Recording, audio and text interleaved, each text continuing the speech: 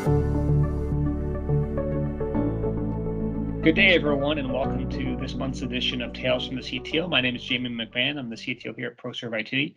And today we're going to talk about why you should invest in technology. And this is basically a follow-up from last month's conversation on how much to invest in technology. And I think these are kind of the two questions that go in tandem or hand in hand with each other when we're looking and thinking about how to spend money wisely and how we think it's actually going to help move the business forward. So when we think about technology, we're kind of seeing a theme nowadays with four main topics, if you will, or outcomes that people are looking to achieve through investment in technology. Kind of first and foremost, I think this is the one that's been around forever, so to speak, and that's really all around harnessing the potential that already exists inside of your business. Whether that's to improve the margins through some form of technology investment, to increase revenue through either its new IP or new products or some form of creation. But really, it's all about taking what you have, leveling it up, making it better, and kind of bringing that to market, so to speak. The second main thing that we see is kind of tied to the first, which is scale. And so I know that there's many like growth curves and specific inflection points in a business that might lead to differentiating how you spend on technology based on what's got you there isn't necessarily going to be what's going to get you to where you're trying to go to. And so whether that's you're moving into new markets, whether that's you're into different currencies, different tax situations, new products to market, you're now needing transactions are happening far more rapidly. You need insights into those transactions in order to make better business decisions. Whatever the case may be, this is all around achieving scale and getting kind of to the next stage of your growth trajectory and investing to help achieve those optimizations or automation required to achieve that scale. And I think, again, this is kind of one of those tried and true, so to speak, reasons, let's say, to invest in technology. The third is really all around leading innovation. And so, there's tons of stories around people like Netflix and Blockbuster and, all sorts of stuff that say, okay, if you don't do this, this is what's going to happen, kind of a fear approach. And that's, not necessarily that's not true, but if we're going to flip that and think of it from a future positive perspective, there are lots of opportunities. Most of the businesses that we work with, if we really get down to it, is, what makes you different?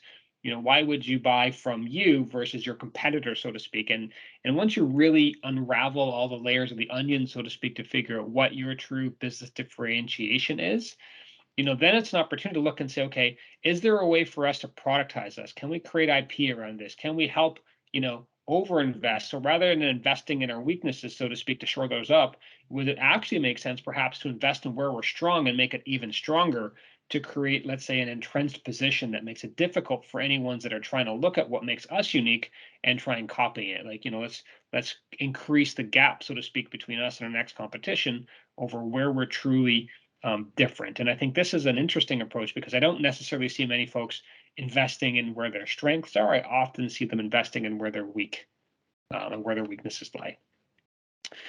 And finally, I don't want to say finally, because obviously there's tons of reasons. We would need to go look very far to find many things, but this is coming up more and more. There's the war for talent, so to speak, and kind of current climate conditions around making sure that we're investing in the people that exist inside of our business and help contribute to the value that we deliver to our customers.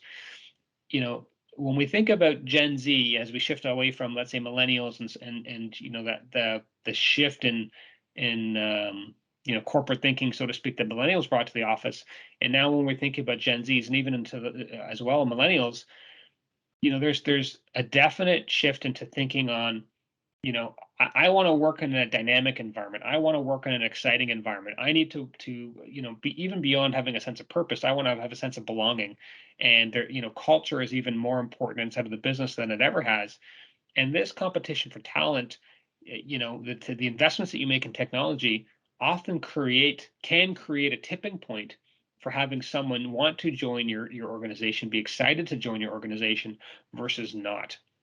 And I think this is, again, it's hard to quantify this, right? Like, so how much is this investment in this piece of technology going to lead to either an increase in recruitment or an increase in retention for the staff that we have there? And I think we're getting better at analyzing the data and the science behind this. But I think unequivocally that we can see with the customers that we work with, when there's a focus and an intentional investment in technology tied to better outcomes around culture or communication, it always leads to a better outcome when it comes to competition for talent. So, kind of these are the four things that we're seeing trends right now. It's kind of the two, let's say, tried and true areas around, harnessing the existing potential that exists in your business, leveraging and preparing your business for scale, and then into, leading innovation, doubling down on where you're strong, and really, closing that or creating a bigger gap in terms of where your strength is or where your differentiation exists, and then not underappreciating the competition for talent that exists right now and recognizing technology's role in being the difference between attracting and retaining the staff that you have and helping them grow. If this makes sense, if you have any questions, I'd love to have a conversation. You can reach out at CTO@ProServeIT, and I'd love to have that chat. And thank you for your time.